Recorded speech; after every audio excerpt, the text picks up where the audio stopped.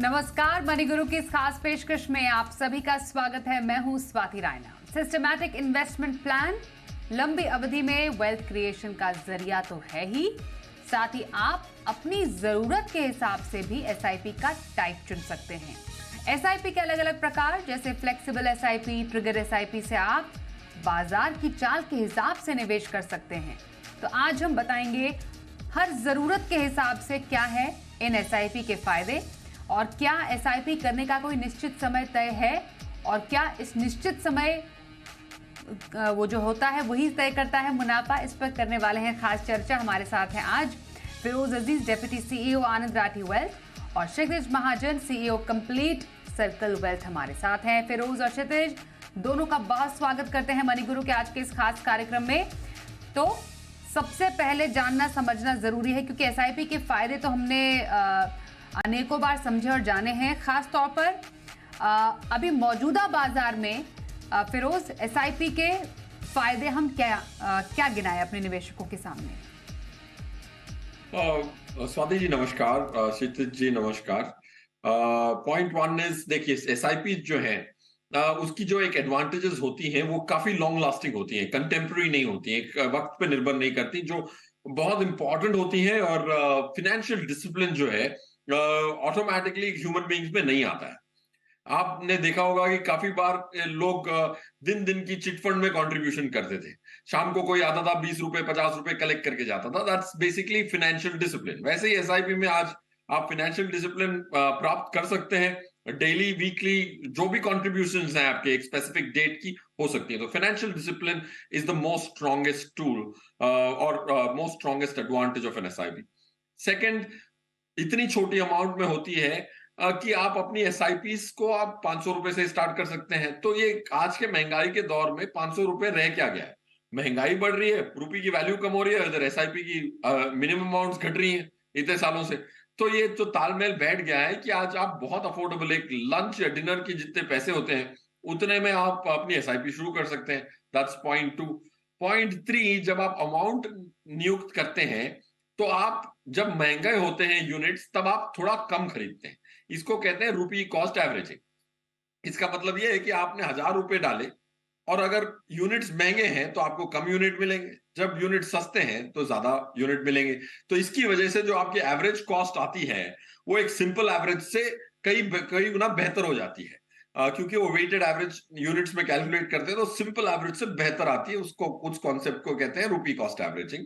और of course risk घट जाता है, बिकॉज एक मुश्त पैसे नहीं डालते, मार्केट नीचे जाती तो भी आपके लिए खुशी है क्योंकि अगली किस्त सस्ते में मिलेगी। अगर ऊपर जाती है तो ये भी खुशी है क्योंकि जो किस्तें जा चुकी हैं अंदर वो अच्छी तरह से बढ़ रही हैं। दोनों चित भी आपका है, पट भी आपका है। ओके, तो एसआईपी के फायदे अनेक हैं। आप एक एसआईपी करें तो आपको अनेकों फायदे उसके नजर आएंगे, जिसमें एक बड़ा फायदा रुपी कॉस्ट एवरेजिंग का फिरोज ने यहाँ पर इसका जिक्र किया। मतलब कुल मिलाकर क्षितिज, जैसा फिरोज कह रहे हैं कि बाजार की उथल पुथल हमने कई बार देखी पिछले कई महीनों में, तो उसमें रुपी कॉस्ट एवरेजिंग एक और ऐसा एक मैजिकल एक कैलकुलेशन है या गणित है, हम जो भी कहें इसको, जो कि आपके निवेश को बैलेंस आउट करने का काम करता है। मतलब आपको एक तरीके से नुकसान नहीं होने देता, बशर्ते आप लंबे टाइम तक अपने एसआईपी को जारी रखें। अगर बाजार की चाल से घबराकर आपने अपनी एसआईपी रोकी तो यहां पर सबसे बड़ा नुकसान, लेकिन अगर जारी रही तो रुपी कॉस्ट एवरेजिंग का सबसे बड़ा फायदा। स्वाति बिल्कुल सही कहा। आई थिंक फिरोज भाई ने बहुत अच्छे से ये एक्सप्लेन किया है। एंड इम्पोर्टेंट पॉइंट यही है, देखिए अगर मार्केट गिरती है तो आपको वही यूनिट्स म्यूचुअल फंड के या जो आप जिसमें आप सेव कर रहे हैं वो स्कीम के, वो कम वैल्यू पे मिल रहे होते हैं, पर आपके नंबर ऑफ यूनिट्स कम नहीं होते हैं। तो वो नोशनल वैल्यू कम दिखती है बट नंबर ऑफ यूनिट्स आप एक्यूमुलेट कर रहे हैं। तो आप कोई चीज एक्यूमुलेट कर रहे हैं जो आप 100 रुपीज में बाय कर रहे थे, आज because of fall in the market हो सकता है 98 रुपीज में या 95 रुपीज में बाय कर रहे हैं।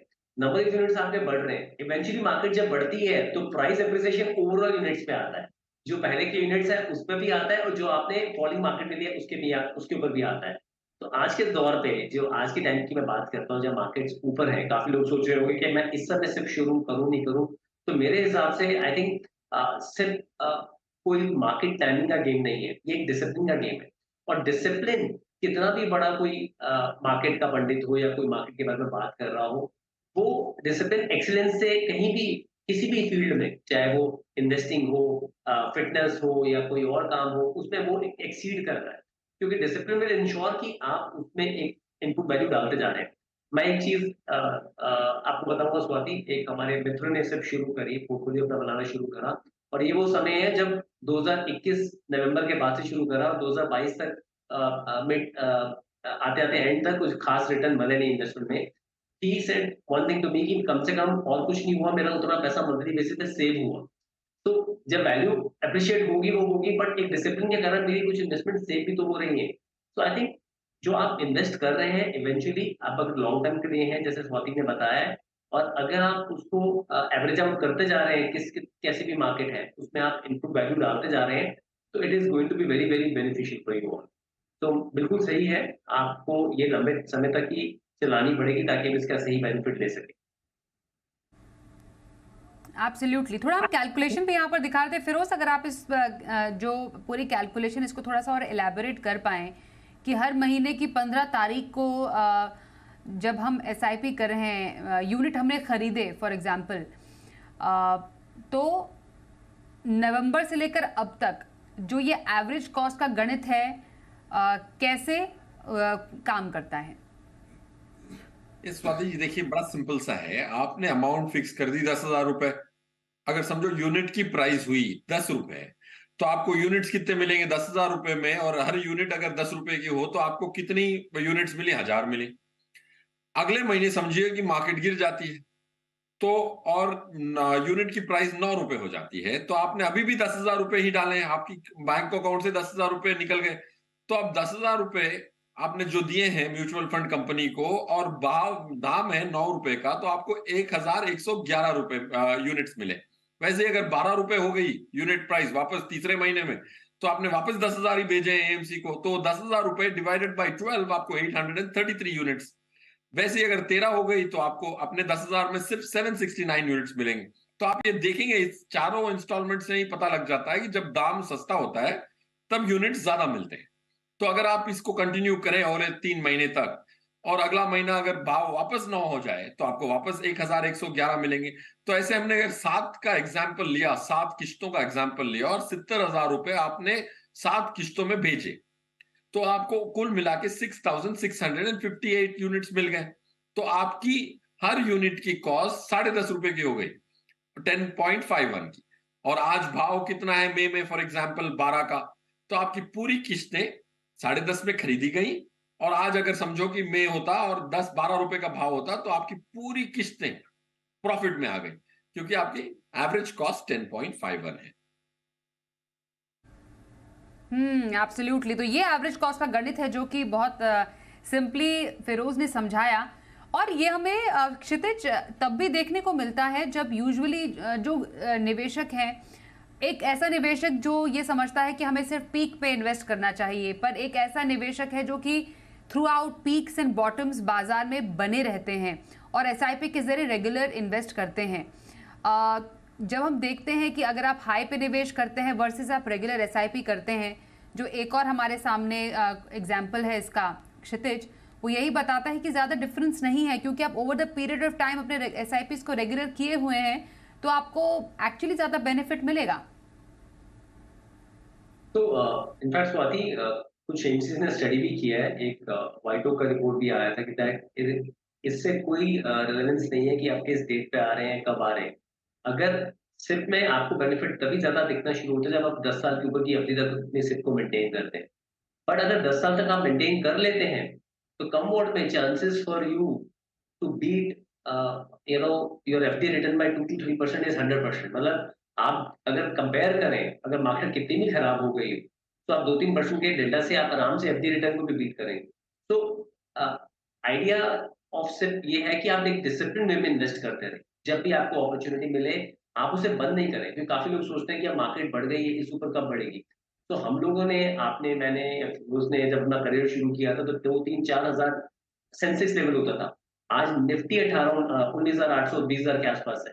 तो मैं कह रहा हूँ कि दैट आपको पेशेंस भी टाइम देना पड़ेगा, और स्टेप का बेनिफिट आता ही तभी है। It's called systematic investment plan. उसके अंदर आपको मंथली बेसिस पे जो इनपुट दे रहे हैं आप, उसका एक बड़ा कॉर्पस तभी तैयार होता है जब आप उसको समय देते हैं। तो मुझे नहीं लगता कि पीक ऑफ द मार्केट में आने से कोई इश्यू आता है, बिकॉज़ ये कोई आखिरी पीक नहीं है।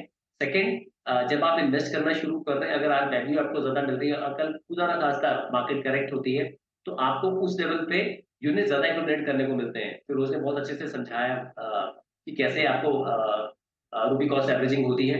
तो मुझे बहुत सिंसियरली लगता है कि दैट लोगों को, ये जो भी हमारे दर्शक हैं वो देख रहे हैं, उनको एक बात समझनी पड़ेगी कि दैट सिप का जो मेन पॉइंट है, स्पेशली मैं बोलूँगा फॉलिंग मार्केट में आपको ज़्यादा बेनिफिट मिलता है। जो मेन पर्पस सिप का पर्पस सॉल्व होता है फॉलिंग मार्केट में, क्योंकि तब डिस्काउंट लगा होता है मार्केट पे और आपके यूनिट्स एक्यूमुलेट हो रहे होते हैं डिस्काउंट पे। चढ़ती मार्केट में तो आपको वैल्यू ऊपर दिख ही रहा है, बट फॉलिंग मार्केट में उल्टा आपको, अगर आप कोशिश करें तो उसको आप इंक्रीज करें जो आपकी इनपुट है। एब्सोल्युटली। अब आइए बात करते हैं कि आप अपने हिसाब से भी एसआईपी सिलेक्ट कर सकते हैं। मतलब सिप के भी कई प्रकार हैं जो आपको अलग अलग सिचुएशन में फ़ायदा पहुंचा सकती हैं। उस पर एक एक करके बात करते हैं। तो फिरोज, एक है रेगुलर एसआईपी जिसकी अब अभी हम बात कर रहे हैं, जो आप एक डेफिनेट टाइम पर आप एक एसआईपी सेट कर देते हैं और एक पर्टिकुलर अमाउंट आपके अकाउंट से हर महीना या हर 6 महीना, हर 3 महीना भी निकलता रहता है। एक होती है टॉप अप एसआईपी। ये जरा बताइए कि top up SIP regular SIP को कैसे कॉम्प्लीमेंट करती है और क्या है इसके फायदे? स्वाति जी, देखिए, रेगुलर एसआईपी और टॉप अप एसआईपी दोनों मेरे हिसाब से 99% लोगों के लिए रिलेवेंट है। बिकॉज टॉप अप एसआईपी में क्या होता है कि एक प्रैक्टिकल जिंदगी में, एक प्रोफेशनल की जिंदगी में हर साल थोड़ी ना थोड़ी बढ़त होती है आय की।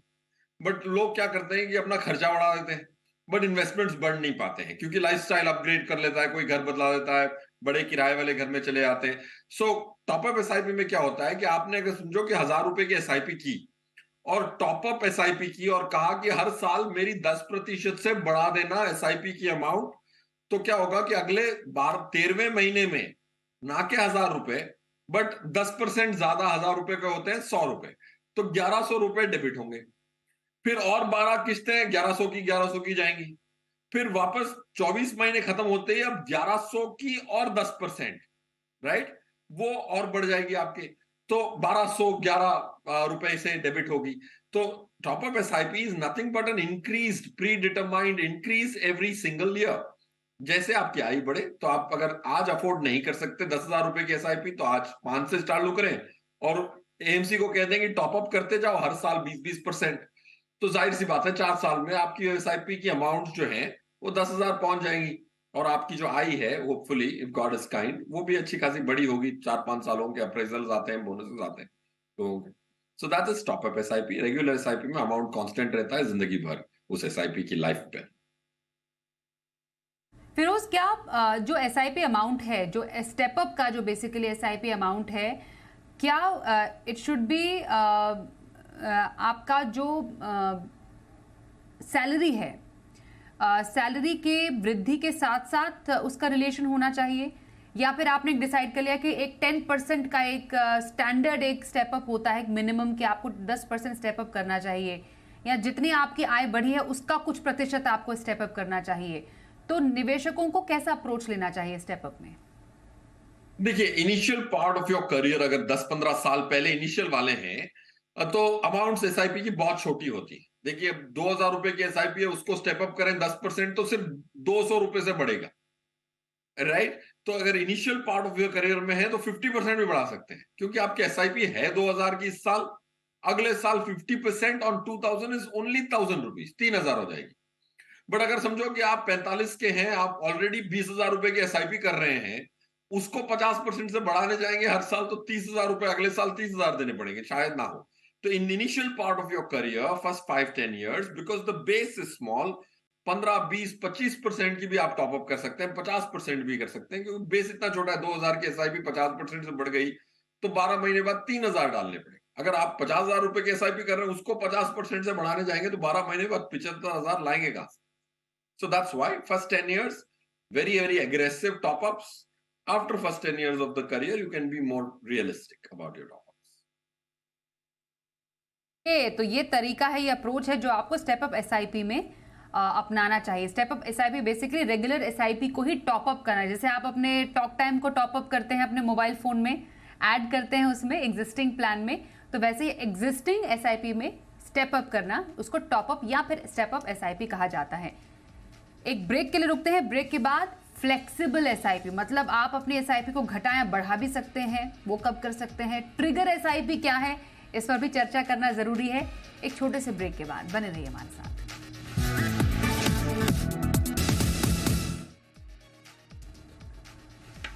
तो एसआईपीज के बारे में बात कर रहे हैं, अलग अलग किस्म के एसआईपीज, आपके जरूरत के हिसाब से आप एसआईपी तय कर सकते हैं। हमारे साथ क्षितिज महाजन है, फिरोज अजीज से कर रहे हैं खास चर्चा रेगुलर एसआईपी और टॉप अप एसआईपी, मतलब रेगुलर पे ही आप टॉप अप करते हैं तो टॉप अप या स्टेप अप एसआईपी कहते हैं। फ्लेक्सिबल एसआईपी पर चर्चा करते हैं, क्षितिज हमारे साथ हैं। फ्लेक्सिबल एसआईपी मतलब ये तरीका क्षितिज कि आप अपनी SIP at a given period of time घटा या बढ़ा सकते हैं। ऐसा कोई क्यों करे, मतलब कि नौबत आ जाए कि आप अपनी एसआईपी घटा दें या बढ़ा दें, और क्या ये एडवाइजेबल रहता है, किन सिचुएशन में ये इस तरीके की एसआईपी कारगर साबित होती है।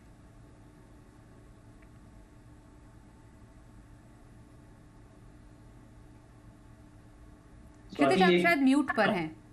स्वाति, आप सुन सकते हैं मुझे? यस। स्वाति, ये बहुत अच्छा टूल है जहाँ पे कोई भी जो इन्वेस्टर है वो अपनी सिप को at given point in time अगर चाहे तो बढ़ा या घटा सकता है।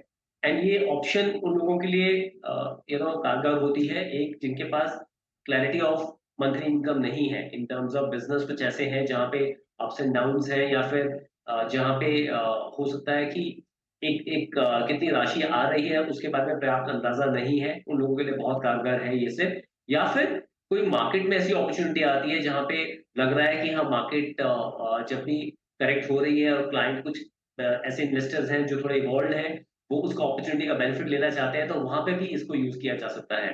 तो इन दोनों केसेस में ये एक बहुत अच्छा टूल है, और मुझे लगता है कि ये अपने आप में एक बहुत फ्लेक्सिबिलिटी देते हैं उन इन्वेस्टर्स को जो सिर्फ करना तो चाहते हैं, बट फर्स्ट उनके पास क्लैरिटी नहीं है, क्योंकि सिप के लिए आपको एक मंथली कमिटमेंट देना पड़ता है। सेकंड, जो सिप करना चाहते हैं, फॉलिंग मार्केट का बेनिफिट भी देना है उनके लिए भी। और तीसरा, ये वहां पे भी यूज हो सकती है स्वाति, जहां पे एसेट एलोकेशन के हिसाब से आपका इक्विटी में एलोकेशन बढ़ गया है और आप उसको थोड़ा कम करना चाहते हैं, पर प्रॉफिट ना बुक करके जो फ्यूचर एलोकेशन है उसमें आप कटौती करना चाहते हैं। तो ये तीनों चीजों में ये जो आपका फ्लेक्सिबल सिप जो है वो एक बहुत ही अच्छा एक टूल है यूज करने के लिए। बिल्कुल। ट्रिगर एसआईपी पर बात करते हैं। फिरोज, ट्रिगर एसआईपी जैसा नाम बता रहा है कि किसी इवेंट से ट्रिगर होना, तो ये जो एसआईपी है वो कौन से इवेंट्स में या कौन से सिचुएशन में ज्यादा कारगर साबित होती है? कैसे निवेशकों को इस तरीके की एसआईपी करनी चाहिए, या कैसे कैटेगरीज या फंड्स में स्पेशली ऐसे जो एसआईपीज है वो करना ज्यादा फायदेमंद रहता है? स्वाति जी, देखिए, ट्रिगर एसआईपी जो है एक कंडीशनैलिटी, जैसे एक मार्केट एक स्पेसिफिक लेवल पे आ जाए तो एसआईपी ट्रिगर हो जाएगी।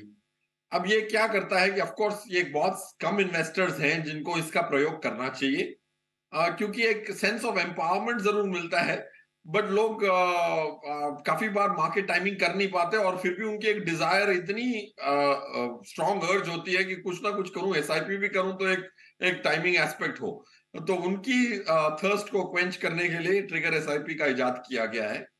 सो I think most people should not indulge in it.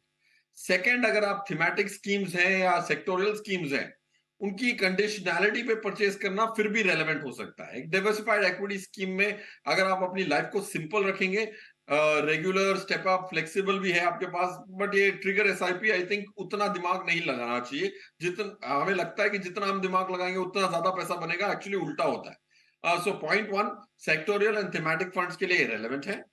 एक मार्केट कंडीशन के हिसाब से आप ट्रिगर लेते हैं, और वो ट्रिगर काफी बार मैंने देखा है लोगों का हिट ही नहीं करता, और वो जैसे कि एक शख्स से मैं बात कर रहा था, वो महीने की 10 दिन की 100 रुपए की एसआईपी कर रहे हैं। उन्होंने कहा कि एक स्पेसिफिक मार्केट लेवल आ जाए तब आप 1000 रुपए ही कर देना। अभी तो वो लेवल आई ही नहीं और उनके सिर्फ 100 रुपए जा रहे हैं और बाकी पैसे बैंक अकाउंट में पड़े। So trigger SIP will require more intellect, more monitoring, but sector and thematic funds के लिए फिर भी रेलेवेंट है। स्वाति जी, ओके, एक इम्पॉर्टेंट एस्पेक्ट जिस पर चर्चा करना जरूरी है, क्षितिज और फिरोज दोनों से इस पर मैं लास्ट कमेंट्स लूंगी। क्षितिज, क्या किसी एक तय तारीख पर, मतलब महीने की किसी एक पर्टिकुलर डेट पर एसआईपी करने से ज्यादा फायदा होता है? क्योंकि कई निवेशक हमसे सवाल पूछते हैं कि अगर मैं 1 तारीख को एसआईपी करूं या फिर मैं 10 तारीख को करूं या 15 को करूं या 20 को करूं, तो इनमें से कौन सी ऐसी तारीख है जब सबसे ज्यादा रिटर्न बनता है? तो क्या एक ऐसा कोई फॉर्मूला है? तो स्वाति, अगर कोई भी इन्वेस्टर 10 साल से ज्यादा अवधि के लिए सिप कर रहा है और इसके पास में प्रूफ भी हैं, तो ये बहुत इररिलेवेंट है। ये उसको वो 1 को करे या 2 को करे या 8 को करे या 12 को करे। आई थिंक इम्पोर्टेंट ये है कि वो इन्वेस्ट करे। That is much more important. हम क्या ये बात ज्यादा करते हैं कि इन्वेस्टमेंट कैसे करनी चाहिए, पर अगर आप उस स्ट्रीम को फॉलो करें तो वो क्लाइंट्स के लिए, जो दर्शक है उनके लिए ज्यादा बेनिफिशियल है। एक व्हाइट ओक म्यूचुअल फंड है, उन्होंने स्टडी भी करी अपने एंड पे, जहां पे उन्होंने क्या किया, सेंसेक्स का पिछले 26 साल का एक डेटा पॉइंट निकाला और 10 साल का रोलिंग रिटर्न सिप का देखा। तो वहां पे उन्होंने 1 से लेकर 30 तारीख तक किसी भी डेट में अगर आपने सेंसेक्स में BSE 30 में इन्वेस्ट किया है, उसका रिटर्न निकाला, आप मानेंगे कोई फर्क ही नहीं पड़ा 10 साल के ऊपर। सबका रिटर्न ऑन एन एवरेज 15.7 से 15.5 के आसपास के बीच में कंपाउंडिंग रिटर्न आया है। सो डेटा पॉइंट इटसेल्फ शोज कि दैट आप अगर समय दे रहे हैं इन्वेस्टमेंट को लंबे टाइम तक, तो वो फिर किस डेट पे कर रहे हैं इंपॉर्टेंट नहीं है, क्योंकि आने वाले समय में मार्केट पिछले 10 साल में कहां से कहां गई है और अगले 10 साल में कहां से कहां जाने वाली है, वो ज्यादा इंपॉर्टेंट हो जाएगा। सो इररिलेवेंट है। But on a lighter note ये चीज निकल के आए कि फर्स्ट डेट का रिटर्न उन सब में भी 0.1% ज्यादा रहा। बट यस, तसल्ली के लिए काफी लोग कहते हैं हम over a period of time debts ले लेते हैं। दूसरा, सिप में स्वाति जितने भी लोग हैं, अगर वो लंबा आए अपने गोल के हिसाब से, तो वो बेटर एक स्ट्रैटेजी रहने वाली है। तो रादर देन कि मैं ये डेट स्पेसिफिक आऊं, तो अगर आपकी सैलरी 7th को आ रही है, तो मेरे हिसाब से आप 7th या 8th को या 8th या 9th को अपनी सिप डेट ले लीजिए। अगर आपकी 1st 2nd को आ रही है, तो आप उसके बाद की सिप डेट ले लीजिए। वो ज्यादा इंपॉर्टेंट है। इससे कोई फर्क नहीं पड़ने वाला कि आप कौन सी डेट चूज कर रहे हैं। आपके कैश फ्लो कैसे हैं, उस ज्यादा डेट चूज करेंगे, वो ज्यादा बेनिफिशियल रहेगा। हाँ, तो मतलब कभी भी आप एसआईपी करें, आपको एसआईपी करनी चाहिए, ये सबसे इंपॉर्टेंट है। एंड में क्षितिज, क्योंकि हमने समझ लिया कि चाहे तारीख कोई भी हो, मुनाफा सही होगा, बस आपको एक डिसिप्लिन इन्वेस्टमेंट करनी है।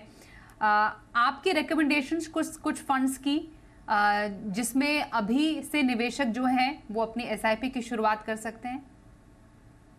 मैं कैटेगरी वाइज बोल सकता हूँ कि जो जितने भी अर्ली निवेशक हैं, पहले भी मैंने भाई ने बात करी है, वो निफ्टी। जैसे फिरोज, ओके फिरोज भाई, आपके लिए। थैंक यू साहब। स्वाति जी, देखिए थोड़ी स्कीम्स में बता देता हूँ। एंड मेरा ये मानना है कि एक स्टडी हमने की थी, तो नंबर ऑफ स्कीम्स में इतनी आपको कंजूसी करने की जरूरत नहीं है। अगर आप अपनी जिंदगी स्टार्ट कर रहे हैं, 10,000 रुपए इन्वेस्ट कर रहे हैं, तो 10 स्कीम भी रख सकते हैं। एंड एक मैथमेटिकल एविडेंस है to come to this conclusion lately. We've done that. DSP Equity Opportunities, Franklin India Blue Chip, HDFC FlexiCap, Quant Active, ICICI Approved Dividend Yield, ICICI Focused Equity, Invesco India Small Cap, Kotak Emerging Equity, Kotak Multi Cap and SBI Contra. ये सबका तालमेल एक दूसरे के साथ बैठता है। ये अलग कैटेगरीज की हैं, तो उसके हिसाब से पोर्टफोलियो के हिसाब से हमने बताया, ना कि एक इंडिविजुअल स्कीम। अगर आपके पास 5,000 है तो इन सब में 500 कर सकते हैं, ऐसे। So this are the recommendations, और इसमें से आप थोड़ी स्कीम्स चूज भी कर सकते हैं एज अ सबसेट। ओके, तो ये कुछ फंड्स हैं जो कि फिरोज को लगता है इसमें आप एसआईपी की शुरुआत कर सकते हैं। और एसआईपी किसी भी तारीख पर करें, पर करें नियमित इन्वेस्टमेंट, यही है मूल मंत्र लॉन्ग टर्म वेल्थ क्रिएशन का। और इस पर बातचीत करने के लिए फिरोज और क्षितिज, आप दोनों का करेंगे धन्यवाद। मनी गुरु में आज के लिए बस इतना ही। वक्त एक ब्रेक का हो गया है, देखते रहिए जी बिजनेस।